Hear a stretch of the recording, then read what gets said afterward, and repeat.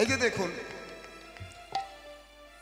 এই যে মেয়েদের বিশ্বকাপ হলো ক্রিকেটে, মেয়েদের যে বিশ্বকাপ হলো, এই প্রথম ইন্ডিয়া ভারতবর্ষ আমাদের সেই বিশ্বকাপই জয়লাভ করলো। এটা আমাদের কাছে পরম সৌভাগ্য, পরম গর্বের বিষয় যে সাউথ আফ্রিকাকে হারিয়ে আমাদের ইন্ডিয়া ভারতবর্ষে প্রথম বিশ্বের বুকে মেয়েদের জয় পতাকা ওড়ালো, ক্রিকেটে টুর্নামেন্টের প্রথম স্থান অধিকার করলো। আর বাংলার গর্ব কি না, শিলিগুড়ির মেয়ে রিচা বলে যে মেয়েটা ঘোষ, সেও কিন্তু বিশ্বকাপের সেই দলের মধ্যে সব থেকে যত ছয় মেরেছে তার উপরে কেউ ছক্কা হাঁকাতে পারেনি। এটা আমাদের কাছে গর্ব। আর সুরধনীর তীর আলো করে আমার ভক্ত চূড়ামণি, যিনি ভক্তিভাব অঙ্গীকার করে কলিযুগে আবির্ভূত হয়েছেন, সেই প্রেমের দয়াল, প্রেমের ঠাকুর প্রাণ গৌরাঙ্গ মহাপ্রভু সুরধনীর তীর আলো করে আজকে নিত্য লীলার মধ্যে মেতেছেন। দেখুন, এই যে সংকীর্তন, এই সংকীর্তন সমারোহ মহাপ্রভু আমাদেরকে যে দান করলেন, এই কারণে মহাপ্রভুর কাছে চিরকৃতজ্ঞ আমাদের থাকা উচিত। কেন না, সত্য ত্রেতা দ্বাপর যুগে ভগবান এসেছেন, কিন্তু ভগবান এসেও সেভাবে কৃষ্ণ প্রেম ভক্তি জীবের কল্যাণার্থে অযাচিত ভাবে চরণ ধরে মার খেয়ে প্রেম বিতরণ কেউ করেনি। সত্য যুগে ভগবান এসেছেন, ত্রেতা যুগে এসেছেন, মৎস্যকূর্ম, বরাহ, বামন, নৃসিংহ, পরশুরাম, রাম, এইভাবে বারবার অবতরণ হয়েছে কলিযুগে, বারবার অবতরণ হয়েছে যুগে যুগে। কিন্তু কলিযুগে চৈতন্য মহাপ্রভু যখন এলেন, যে সময় ভারাক্রান্ত কলির দশা, সকল সংসার মত্তে ব্যবহার রসে, কৃষ্ণ পূজা বিষ্ণু ভক্তি কারণাহি বাসে, বাসুলী পূজায় কেহ মদ মাংস দিয়া, যক্ষ পূজা করে কেহ নর বলি দিয়া, নিরবধি নিত্য গীত বাদ্য কোলাহল, না শুনে কৃষ্ণের নাম পরম মঙ্গল। কলিযুগ এবং কলির জীব ভারাক্রান্ত, তারা মায়ার সংসারের মধ্যে অতপ্রত জড়িয়ে থেকে মায়ার জন্য সব কিছু করতে পারে, কিন্তু এই মায়ার সংসারটি তাদের আপন নয়, পরের ঘরে পরের সংসারে তারা মেতে আছে। তারা গুরু কৃপাহীন ভক্তি বিবর্জিত। তারা ভাবে যে জ্ঞানের দ্বারা ভগবান পাওয়া যায়, কর্মের দ্বারা ভগবান পাওয়া যায় না। ভগবান পেতে গেলে ভক্তির আশ্রয় নিতে হবে। কর্ম, তপ, যোগ, ধ্যান, বিধি, ভক্তি, জপ, জ্ঞান, ইহা হইতে মাধুর্য দুর্লভ। কেবল যে রাগ মার্গে কৃষ্ণ ভজ অনুরাগে, তারই কৃষ্ণ মাধুর্য সুলভ। একমাত্র অনুরাগ চায়। কৃষ্ণ ভক্তি রসভাবিতামতি ক্রিয়াতাং যদি কুতলভ্যতে। এই যে শ্লোকটা আমি বলছি, একটু সবাই করজোর করুন, সবাই একটু করজোর করুন। এই শ্লোক মহাপ্রভুর প্রধান অনুরক্ত ভক্ত, অনুরাগী বৈষ্ণব, যিনি দক্ষিণ ভারতে মহাপ্রভুর সঙ্গে সাধ্য সাধন তত্ত্বের আলোচনায় মহাপ্রভুকে অপ্রাকৃত আনন্দ দান করেছিলেন, তিনি হচ্ছেন বিশাখা সখীর অবতার, যিনি কলিযুগে গৌরাঙ্গ মহাপ্রভুর থেকে বহু দূরে জন্ম নিয়েছিলেন। এবং মহাপ্রভু যখন সেই জায়গায় তার কাছে পৌঁছন, তার দর্শন অভিলাষে মহাপ্রভুর সাথে তার দেখা হয়, মিলন হয়, এবং 7 দিন ধরে আলোচনা প্রসঙ্গে মহাপ্রভুকে অপ্রাকৃত কৃষ্ণ কথামৃত শোনান। তিনি কে না, তিনি হচ্ছেন রায় রামানন্দ। রায় রামানন্দের লেখা জগন্নাথ বল্লভ নাট্যকম, এই গ্রন্থ আমার বাড়িতে আছে, আমি বৃন্দাবন থেকে এনেছি।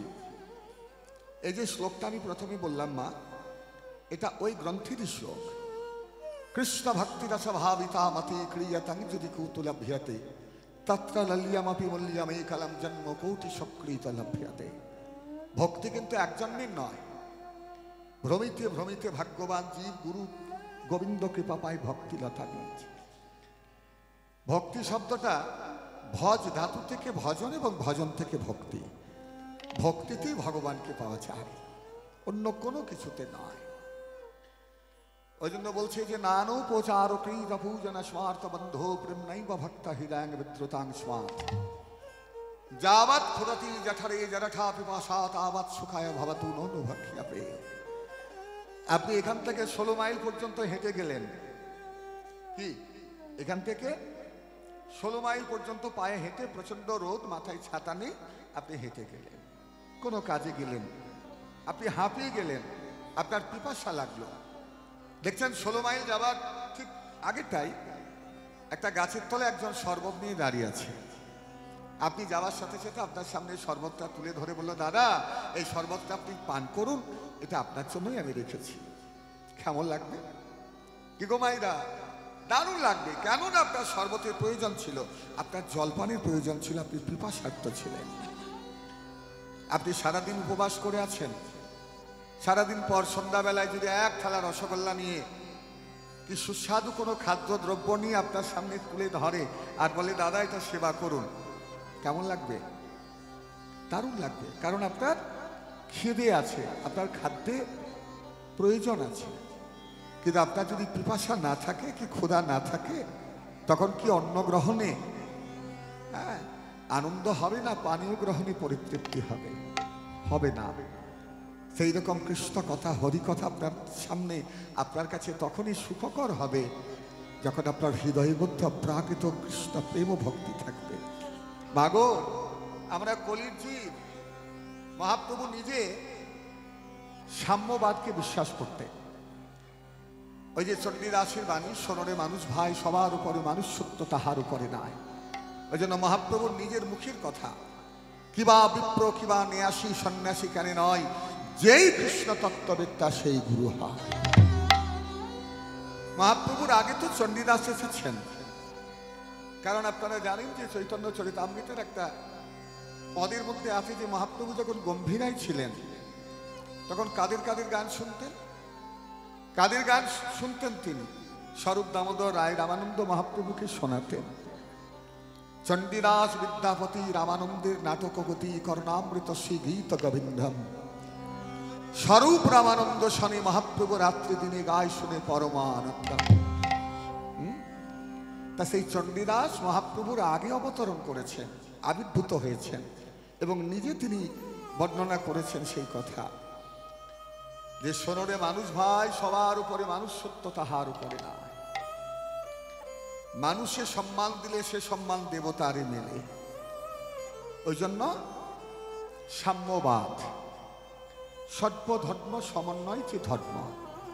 মহাপ্রভু যেমন হরিদাসকে কৃপা করেছেন। হরিদাসের জন্ম নিয়ে দ্বিমত রয়েছে। অনেকে বলেন মুসলমানের ঘরে জন্ম, আবার অনেকে বলেন মুসলমানের ঘরে জন্ম নয়, তার শৈশবকাল কেটেছে মুসলমানের আনুগত্যে। তার জন্ম হিন্দু ব্রাহ্মণ পরিবারে, কিন্তু তবুও মুসলমান আনুগত্যের মধ্যে থাকা সত্ত্বেও মহাপ্রভুর যত ভক্ত আছে তার মধ্যে শ্রেষ্ঠ ভক্ত ছিলেন ভক্ত হরিদাস। চাঁদ কাজীকে কৃপা করেছেন, জগাই মাথায় চাপাল গোপালকে, আবার বাসুদেব বিপ্রকে কৃপা যেমন করেছেন, আবার সেই জায়গাতে তিনি কৃপা করেছেন তপন মিশ্রকে, প্রকাশানন্দ সরস্বতীকে, কেশব কাশ্মীরকে। মহাপ্রভুর কাছে মূল উদ্দেশ্য ছিল কলিজীবের অন্তরের শুদ্ধ কৃষ্ণ প্রেম ভক্তি দান করা। তাই তো আজকে সুরধ্বনির তীর আলো করে আবার মহাপ্রভু কীর্তন আনন্দে মেতেছেন।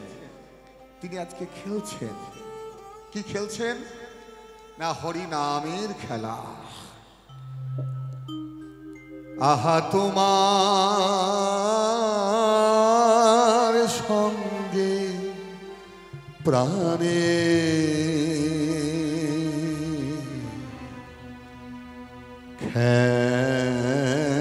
খেলা,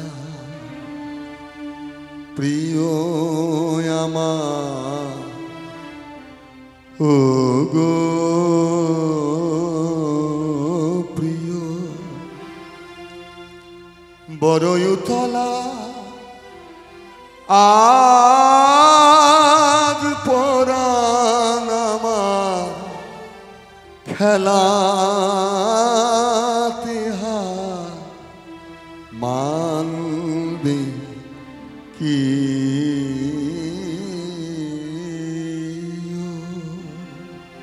আহা তোমার সঙ্গে প্রাণে খেলা প্রিয় আমার ওগো প্রিয় বড়য়তলা আজ পরাণ আমার খেলাতে হার মানবে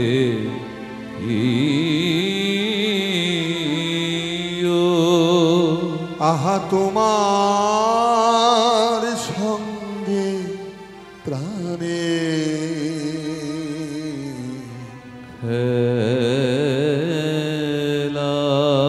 আপনারা ছোটবেলায় খেলেছেন, আমরাও খেলেছি, ক্রিকেট খেলা, ফুটবল খেলা, ভলিবল খেলা, বাচ্চারা খেলে, হাডুডুডু খেলেছি। এখন তো প্রচুর খেলা। এই যে দেখলেন, সব থেকে বড় খেলা হচ্ছে সংসারের মায়ার খেলা। এই খেলায় কেউ হেরে যায়, কেউ জিতে যায়, কিন্তু আমার মহাপ্রভু যে খেলা শেখালেন, এতদিন আমরা খেলেছি কোন খেলা? মায়ার খেলা। হিংসা, সততা, মিথ্যা, প্রবঞ্চনা, জাল, জুয়া, চুরি, লোভ, লালসা, কপটতার খেলা। কিন্তু মহাপ্রভু যে অপ্রাকৃত কৃষ্ণ প্রেমের খেলা আমাদেরকে দান করলেন। ভক্ত আর ভগবানের মেলা, হরি বলা বাহু তোলা। আচ্ছা বাবা, আমার মহাপ্রভুর সাথে আপনারা কে খেলবেন? একটু হাত তুলে দেখান তো। কে বলি তুমি কি গোয়েমনি ভাবে রাগিয়ে মোরে পালিয়ে যাবে। কে তুমি কি গো এমনি ভাবে রাগিয়ে মোরে পালিয়ে যাবে। যুগে যুগে ভগবান আমাদেরকে রাগিয়েছেন, সেটা কিভাবে? এই যে আমরা এসেছি মানুষ হয়ে, ভজনের উপযুক্ত শরীর, উপযুক্ত দেহ পেয়ে ভগবান কৃপা করেছেন বলেই তো আজকে মানুষ হলাম। কিন্তু আমরা এতটাই অকৃতজ্ঞ যে ভগবানকে অস্বীকার করি, অগ্রাহ্য করি, অবমাননা করি। আমরা আত্মকেন্দ্রিক হয়ে ভগবানের প্রতিদানের কথা ভুলে যাই। তোমার জন্ম থেকে মৃত্যু পর্যন্ত পুরোপুরি ভগবান তোমাকে গার্ড করে আছেন, তোমাকে পরিবেষ্টিত করে আছেন বলেই তোমার মনুষ্য জীবন এইভাবে এগিয়ে চলেছে। ভাই, কে বলি তুমি কি গোয়েমনি ভাবে রাগিয়ে মোরে পালিয়ে যাবে। ওগো শাদি করে না ধরা দিলে আমার রং বুকে নিও।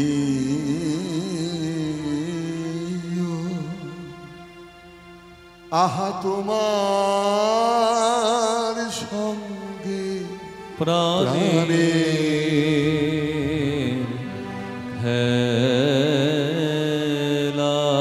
আচ্ছা, তুমি তো শুধু আমাকে রাগাও, কিন্তু আজকে আমি তোমাকে রাগাবো। প্রতিবার আমরা হোলির সময় রাঙি, কত রঙে রাঙি, কিন্তু সেটা আর্টিফিশিয়াল, কৃত্রিম রং, আবির, কত রকমের রঙে রেঙে আমরা ভূত হয়ে সেজে থাকি।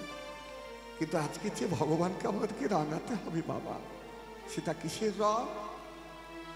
ও গো হৃদি কমলে, আমার হৃদি কমলে রাগারিনু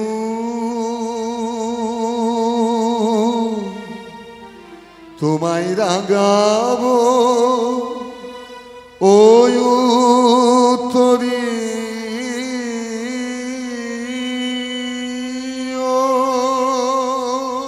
আহা তোমার সঙ্গে প্রাণে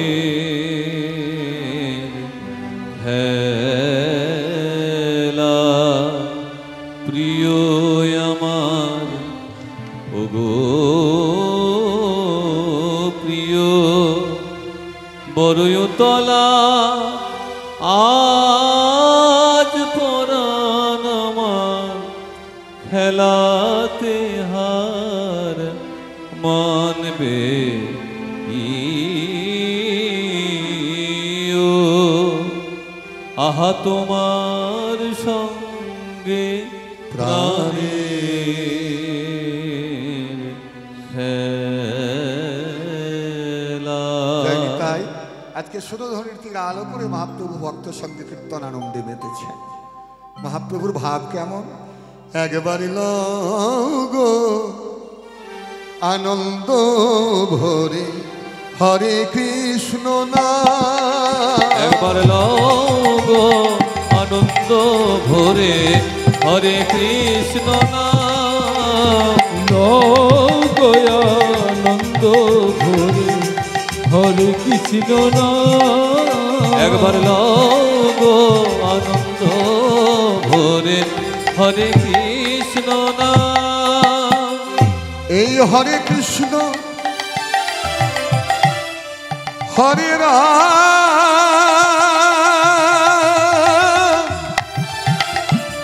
একবার বলয় বীরা। হরে কৃষ্ণ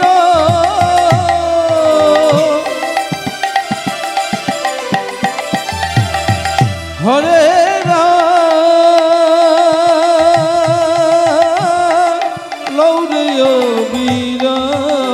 একবার হরি বলে বলে ভাস নয়নের জলে। একবার হরি বল বলে ভাস নয়নের জলে। হরি বল বলে ভাস নয়নের জলে। তোদের হরি নামে ওরে পূর্ণ হবে সকল মনস্কার। হরি নামে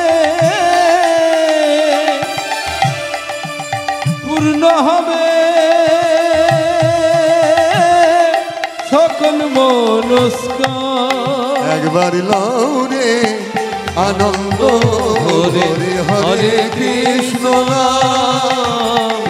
লৌরে আনন্দ ভরে হরে কৃষ্ণ নাম। একবার রে আনন্দ ভরে হরে কৃষ্ণ নাম। তাই খেলায় বিনোদ খেলা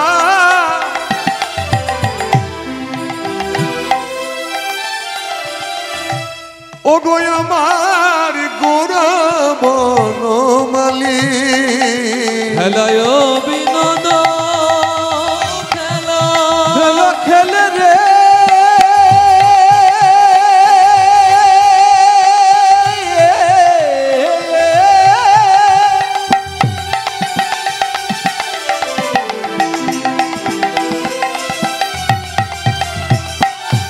কলিজীবের পরিত্রাণের নাগী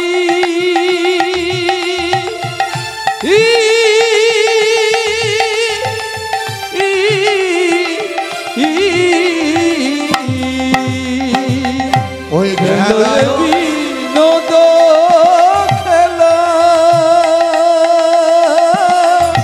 গৌরব বনমালী। বিনোদ খেলা, বিনোদ মানে সুন্দর, সুন্দর খেলা। সেটা কি খেলা না? হরি নামের খেলা। নামের খেলা। তাহলে হরি নামের খেলা সুন্দর কেন? আপনারা জানেন যে প্রত্যেকটি খেলায় হার জিত আছে, প্রত্যেকটি খেলায় দুটো পক্ষ লাগে। তাহলে এই যে দেখছেন এক পক্ষ জিতলো এক পক্ষ হারলো, প্রত্যেকটি খেলায় হার জিত আছে। কিন্তু হরিনামের খেলায়, এই খেলায় কেউ হারে না, এই খেলায় কেউ হারে না, সবাই যেতে খেলায় কেউ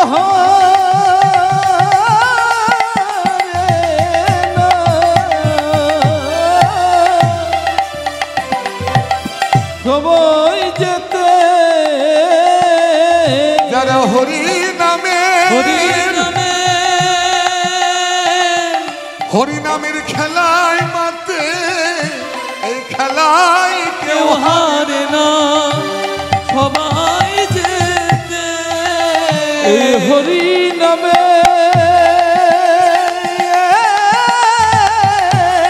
খেলাই মতে ওগো তারা দাঁড়ায় কৃষ্ণ প্রাপ্তির পথে হরি নামে খেলাই মতে ওই দাঁড়ায় কৃষ্ণ প্রাপ্তির পথে হরি নামে খেলাই মতে ওই দাঁড়ায় কৃষ্ণ প্রাপ্তির পথে হরি নামে খেলাই মতে ওই দাঁড়ায় কৃষ্ণ প্রাপ্তির পথে হরি নামে খেলাই এই মতে খেলায় কেউ হারে না সবাই যেতে আবার হরি নামের খেলার অন্য একটা কি নিয়মে জানো? প্রতিটি খেলায় যেমন হার জিতে হরি নামের খেলায় কোনো হার জিত না। আবার কি দেখা যায়, আপনারা কোনোদিন দেখেছেন বড়রা ছোটদের পায়ে ধরে, ছাত্রের চরণ শিক্ষক ধরে না, পুত্রের চরণ পিতামাতা ধরে না, যারা বয়োজ্যেষ্ঠ তারা ছোটদের চরণ ধরে না, বরঞ্চ ছোটরাই তাদেরকে প্রণাম করে, এটাই নিয়ম। কিন্তু হরিনামের খেলায় যারা মেতে যায় সেখানে একটু উল্টো হয়ে যায়। কি হয়? কত পিতা ধরে পুত্রের চরণ, কত পিতা ধরে পুত্রের চরণ, পিতা ধরে পুত্রের চরণ ওগো তাদের দেহ স্মৃতি হয়ে বিস্মরণ, কত পিতা ধরে পুত্রের চরণ, দেহ সিথি হয়ে বিস্মরণ পিতা ধরে পুত্রের চরণ তারা তো চরণ ধরে শান্তি পায় না। তারা কি করে জানো? কি করে ধরা ধরি আর জরা জরি, তারা করে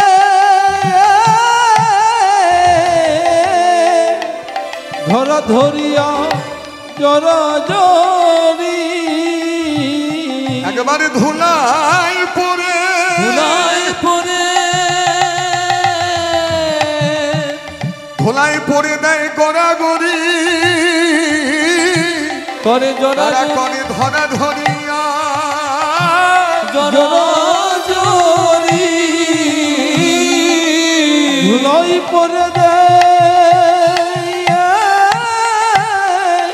গড়াগড়ি ওগো তারা বদন ভরে বলে হরে, তারা ধুলায় পড়িবে গড়া গড়ি, বদনে বলে হরি হরি তারা ধুলায় পড়ে দেয় গড়া গড়ি, তারা বদন ভরে বলে হরি হরি তারা ধুলায় পড়ে দেয় গড়া গড়ি, বদনে বলে হরি হরি ওই ধুলায় পড়ে দেয় গড়া গড়ি, বদনে বলে হরি হরি তারা ধুলায় পড়ে দেয় গড়া গড়ি, ওগো তারা ধরা ধরিয়া জরা জরি খেলায় বিনোদ খেলা, খেলা গোরা বনমালী দেখো পুলিন বিহার করে যত ভক্ত মণ্ডলী, পুলিন বিহার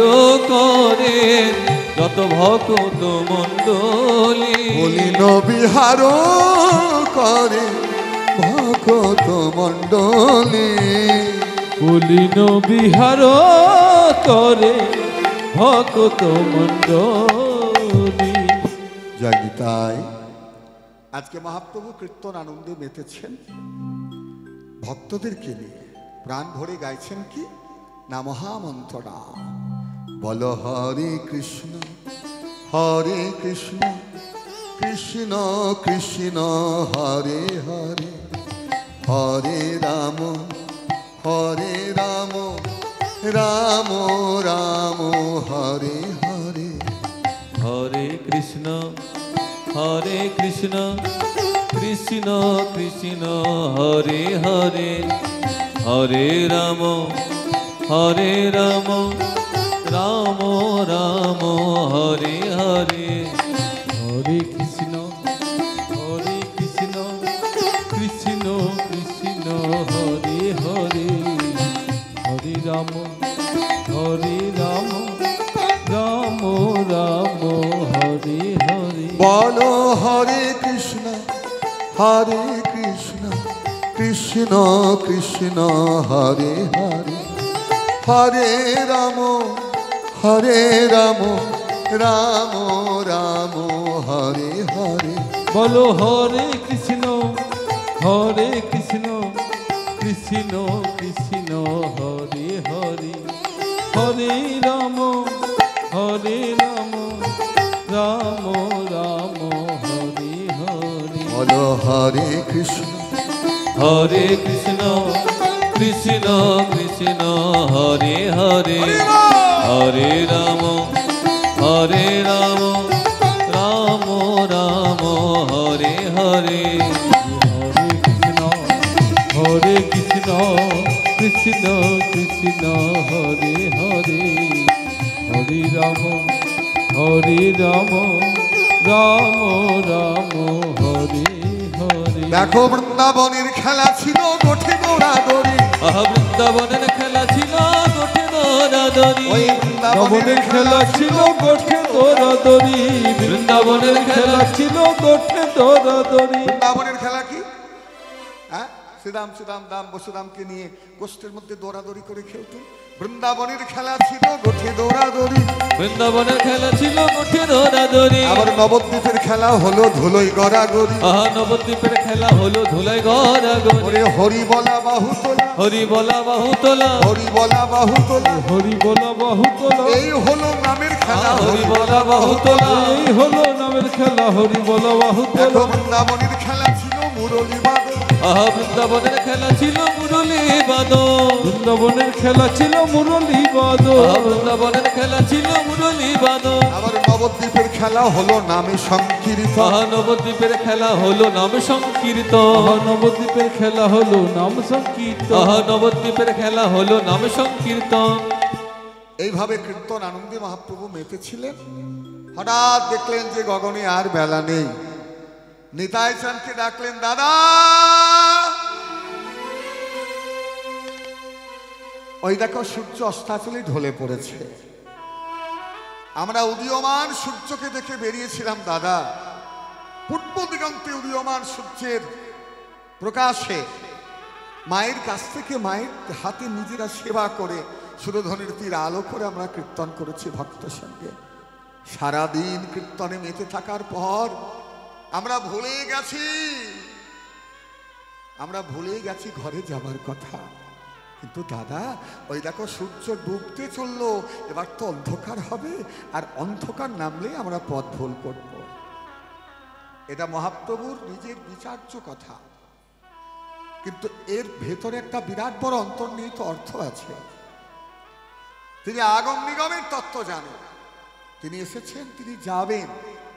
সঠিক সময়ে আসা এবং সঠিক সময়ে নিজের কার্য সমাধা করে নিজের গন্তব্যস্থলে ফিরে যাওয়া, এটা গুরু কৃপা ছাড়া হয় না। আমরা আসতে শিখেছি, কিন্তু যাবার রাস্তা আমরা কেউ জানি না। পথ আমাদের পরিষ্কার নয়।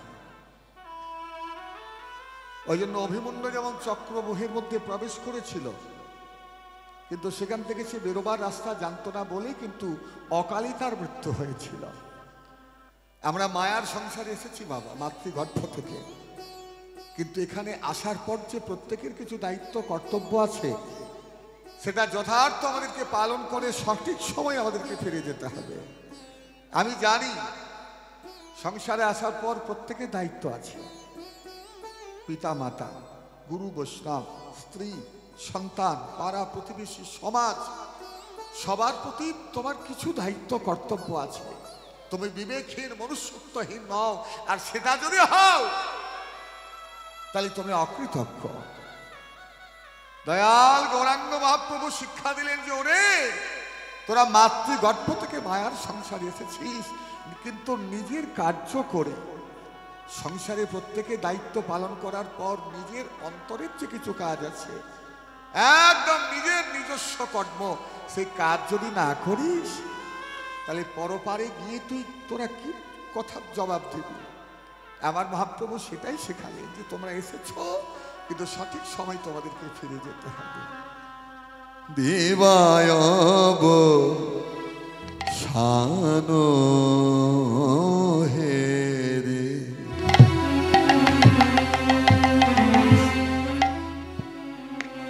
প্রভু গৃহেতে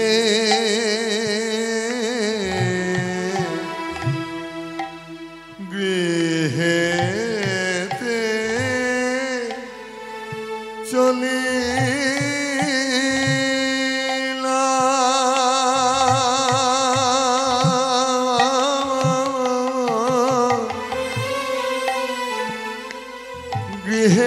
গৃহেতে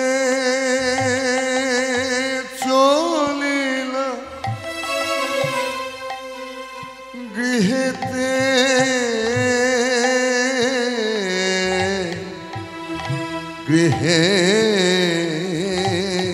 গৃহেতে চলিল। দিবায়ব শানো হে রে, প্রভু আমার গৃহেতে চলিলা। আরে বেলা নাই, বেলা না, আরে বেলা নাই, বেলা না, আর বেলা নাই। বেলা না। ওই যে রবি ডুবু ডুবু ওগো